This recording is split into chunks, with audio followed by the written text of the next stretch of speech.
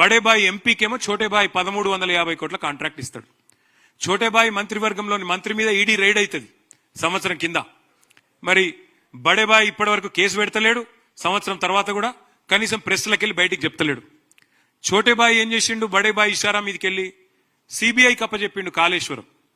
సిబిఐని రాహుల్ గాంధీ ఏమో బూతులు తిడతాడు, మరి రేవంత్ రెడ్డి ఏమో సిబిఐకి అప్పచెప్తున్నాడు. ఇంతకంటే చోటేబాయి బడేబాయి బంధానికి నిదర్శనం ఏం కావాలి మీకు? ఇంకొక మాట నేను అడిగేది, వక్ఫ్ అమెండ్మెంట్ బిల్లు పార్లమెంట్లో బీజేపీ ప్రవేశపెట్టింది. మేము దాన్ని వ్యతిరేకించినాం, వ్యతిరేకంగా ఓటేసినాం. రాజ్యసభలో మాకు 4 ఓట్లుంటే 4 వ్యతిరేకంగా వేసినాం. మొత్తం అయినప్పటికీ బీజేపీకి బలం ఉంది కాబట్టి, ఎన్డీఏకి బలం ఉంది కాబట్టి వాళ్ళు బిల్లు పాస్ చేశారు. పాస్ చేసినాక 28 రాష్ట్రాలు ఉంటే భారతదేశంలో ఫస్ట్ గవర్నమెంట్ వక్ఫ్ అమెండ్మెంట్ బిల్లు వెంటనే అమలు చేయాలని జీవో తెచ్చిన ఫస్ట్ గవర్నమెంట్ చోటేబాయి గవర్నమెంట్. బడేబాయి బోలే, చోటేబాయి లాలియే. అంటే ఎంత డీప్ ఉన్నదంటే ఇక్కడ నడుస్తున్నది కాంగ్రెస్ గవర్నమెంట్ కాదు. యా జో చల్ రా జాయింట్ వెంచర్ गवर्नमेंट चल रहा, कांग्रेस बीजेपी का जॉइंट वेंचर गवर्नमेंट यहाँ पे चल रहा. इसलिए ईडी रेड होता इन पे.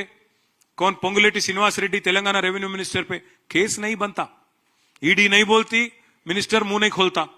अब रेवंत रेड्डी के साले साहब को अमृत स्कीम में टेंडर मिलता 1100 करोड़ का, और यहाँ पे बीजेपी एमपी साहब को 1350 करोड़ का काम रेवंत रेड्डी साहब देते. सीबीआई एक बीजेपी की तोता है बोल के हमारे राहुल गांधी साहब बोलते, फिर वही तोते को रेवंत रेड्डी साहब कालेश्वरम केस देते. तो छोटे भाई बड़े भाई का जो बंधन है, जो अजब प्रेम की गजब कहानी है, ये शायद ही हिंदुस्तान में कहीं और आपको देखने को नहीं मिलेगा.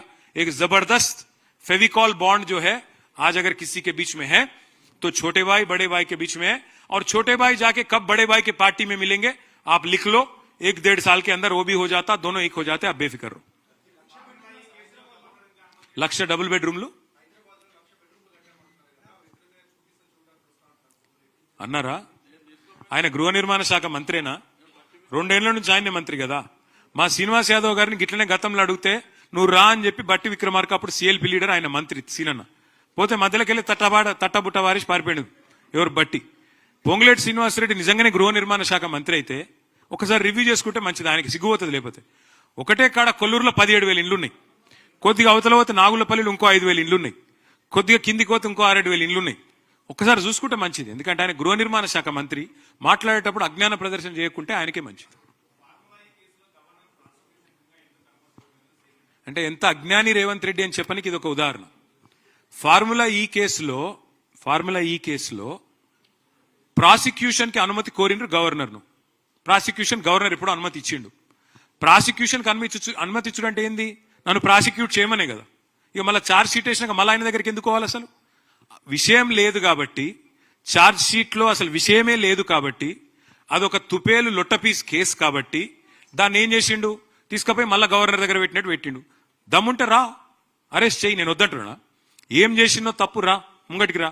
నేను మళ్ళీ చెప్తున్నా, రేవంత్ రెడ్డి నువ్వు మగవను అయితే, మగ పుట్టుక ఉడితే జరావురు, మగ పుట్టుక ఉడితే రేవంత్ రెడ్డి అనేటోడు, నేను అడుగుతున్నా, దా లైవ్ కెమెరాల ముంగట కూర్చుందాం. నాకో లై డిటెక్టర్ టెస్ట్, నీకో లై డిటెక్టర్ టెస్ట్ పెట్టుకుందాం. ఏసీబీ ఎంక్వైరీ నీ మీద ఉంది, నా మీద ఉంది, ఇద్దరం అది పెట్టుకుందాం, కూర్చుందాం. ఎవడు నిజాయితీ పరుడో ఎవడు దొంగనో మొత్తం దేశం చూస్తుంది. దా మగవను అయితే మగ పుట్టుక ఉడితే రా అని చెప్పి రేవంత్ రెడ్డిని సవాల్ చేస్తుంది. ఓకేనా? Thank you.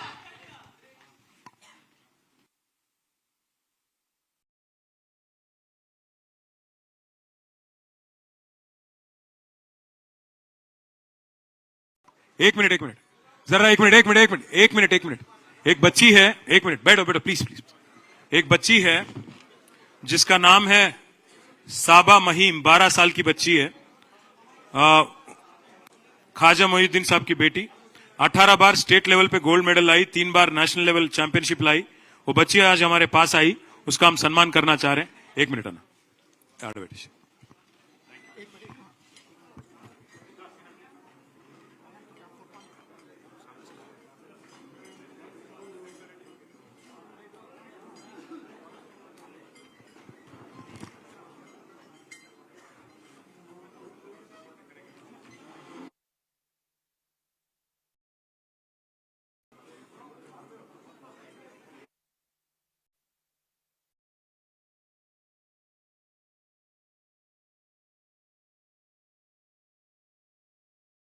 Political party Hindus नहीं रहेंगे, हिंदू रक्षक हम बनेंगे, तो वो भी गलत है।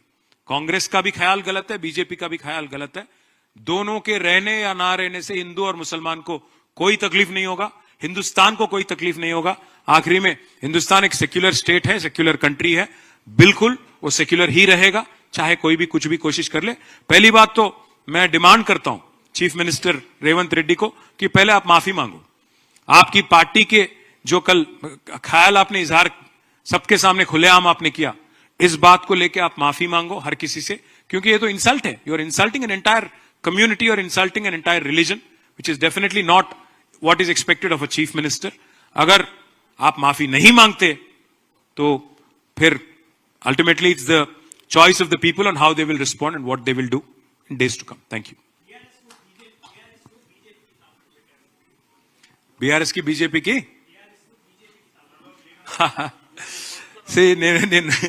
నేనేమంటా అంటే మీరు ఒకటి చెప్పండి, ఇంతకంటే దృఢమైన బలం ఛోటే బాయ్ బడే బాయ్ బంధం ఎంత దృఢంగా ఉందంటే, ఛోటే బాయ్ వాళ్ళ బమ్మర్దికేమో బడే బాయ్ కాంట్రాక్ట్ ఇస్తాడు. ఛోటే బాయ్ బమ్మర్దికి 1150 కోట్ల కాంట్రాక్టు బడేబాయ్ ఇస్తాడు. బడేబాయ్ ఎంపీకేమో ఛోటేబాయ్ 1350 కోట్ల కాంట్రాక్ట్ ఇస్తాడు. ఛోటేబాయ్ మంత్రివర్గంలోని మంత్రి మీద ఈడీ రైడ్ అవుతుంది సంవత్సరం కింద. మరి బడేబాయ్ ఇప్పటి వరకు కేసు పెడతలేడు, సంవత్సరం తర్వాత కూడా కనీసం ప్రెస్లకు వెళ్ళి బయటికి చెప్తలేడు.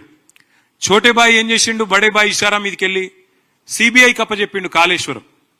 సిబిఐని రాహుల్ గాంధీ ఏమో బూతులు తిడతాడు, మరి రేవంత్ రెడ్డి ఏమో సిబిఐకి అప్పచెప్తున్నాడు.